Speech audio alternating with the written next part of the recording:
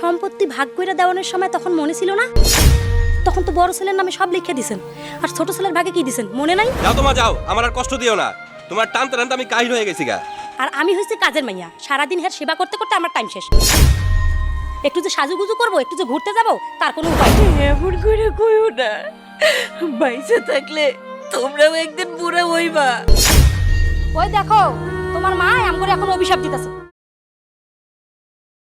তোমা যাও, তোমার মুখ আমি আর দেখতে চাই না। এই যান, বের হন, এখন বের হয়ে যাবেন। বাইরন, বাইরন কইতেছি, বাইরন।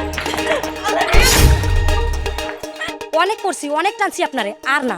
সংসারে বুড়া মানুষ থাকাটা কতটা যে যন্ত্রণার, আপনারা না দেখলে আমি বুঝতে পারতাম না। অনেক বছর ধরেই তো ছোট ছেলের ঘাড়ে বসে বসে খাইলেন, এখন অন্য জায়গায় যান। বৌমা, তোমরা আমারে বাইর করে দিলে আমি কই যাবো? কই যাইবেন তার আমি কি জানি? সম্পত্তি ভাগ করে দেওয়ানোর সময় তখন মনে ছিল না? তখন তো বড় ছেলের নামে সব লিখে দিছেন, আর ছোট ছেলের ভাগে কি দিছেন মনে নাই? তুমি এটা কি কইলে বৌমা? তোমার শ্বশুর মরণের আগে সব সম্পত্তি তো তার ছোট পোলার নামে লিখে দিয়ে গেছে, আমার বড় পোলারে কিছুই দেয় নাই। সম্পত্তি যদি সব তোমার স্বামী বেঁচে কিনা খায়, এটা কি আমার দোষ? কিন্তু উনি তো আর বইলে যান নাই যে আপনি সারা জীবন আপনার ছোট ছেলে আর তার বউয়ের ঘাড়ে বসে বসে খাইবেন। এখন যান, ওনার কবরে যান, যাইয়া জিজ্ঞেস করেন আপনি এখন কই যাইবেন।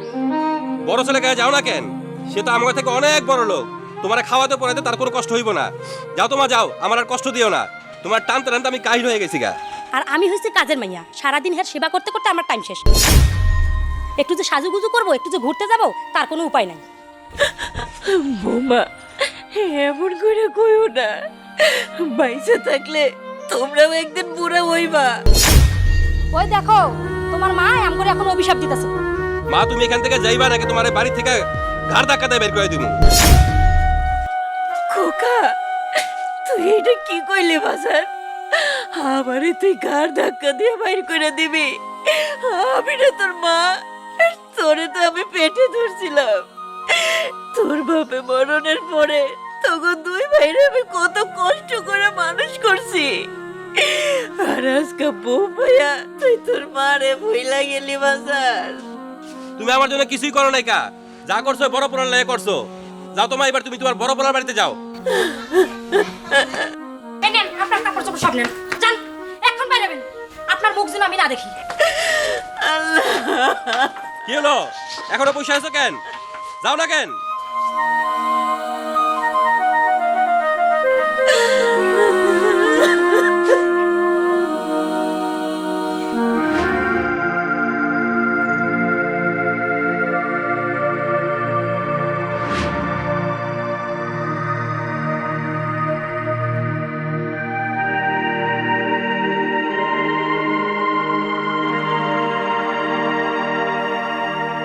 ও খালা, কে আপনি? কারে চান? এটা কি হাসানের বাড়ি না? হাসান মানে আপনি আমাকে স্যারের কথা কইতাছেন? হ, আমি গ্রাম থেকে আইছি, আমি হাসানের মা।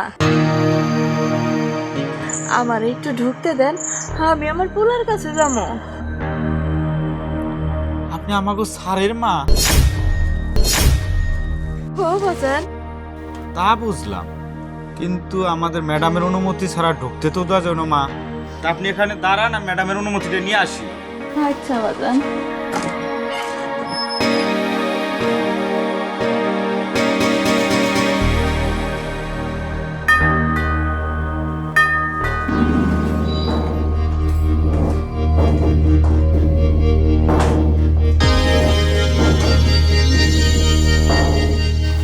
ম্যাডাম, ম্যাডাম গ্রাম থেকে একটা বৃদ্ধ মহিলা আসছে, তো উনি বলতেছে উনি নাকি আমাদের স্যারের মা। তো ওনাকে কি ভিতরে নিয়ে আসবো ম্যাডাম? ওই বুড়ি আবার এখানে কি চাই? সুখ সয় না, আমার সংসার এসেছে আবার আমাকে জ্বালাই। বলা নেই কনেই চলে আসছে হুট করে। রাবিশ কোথাকার। এই শোনো, তুমি ওনাকে যেয়ে বলবে আমরা বাড়িতে নেই, 15 দিনের জন্য কক্সবাজার গিয়েছি ঘুরতে, যাও। কিন্তু ম্যাডাম আপনারা তো বাড়িতেই আছেন, তাহলে আমি কি যাই মিথ্যে কথা বলবো? ওই বেটা, তোরা যা বলতে বলছি তুই সেটাই বল, যা বলছি। কিন্তু ম্যাডাম সে যদি পরে জানতে পারে তাহলে তো আমি তার কাছে ছোট হয়ে যাব। তুই আমাদের বাড়ির দারোয়ান, আর ও হচ্ছে একটা গ্রামের বুড়ি। তোর কাছে ওর ছোট আর বড় হওয়ার কি আছে? আর তাছাড়া তুই তো এমনিতেই ছোট লোক। কথা না বাড়িয়ে আমি যেটা বলছি সেটা কর, যা। ঠিক আছে, আসসালামু আলাইকুম।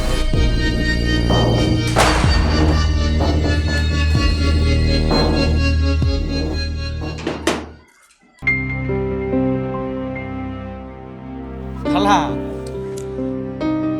এই স্যারেরা তো 15-16 দিনের জন্য কক্সবাজার বেড়াইতে গেছে। বাবারে, তোমার মুখ দেখে তো মনে হইতেছে তুমি কারো শিখেন না কথা কইতেছ। ও বাজান, হাসা করে কও তো, আমার পোলা কি সত্যি কক্সবাজারে গেছে?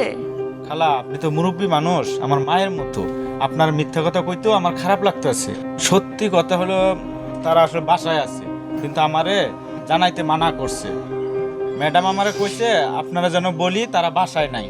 আচ্ছা ঠিক আছে বাজান, আমি তাহলে নিজেই যাই। কিন্তু ম্যাডামের অনুমতি ছাড়া যদি ভিতরে যান আমার চাকরিটা চলে যাব। গেলে যাক, এমন চাকরি আরো পাম, কিন্তু আপনারে মিথ্যা কথা বলে যদি পাঠায় দেই, একদিন ছাড়িয়ে আমারে ধরবো। ঠিক আছে, আপনি ভিতরে যান। আচ্ছা বাজান।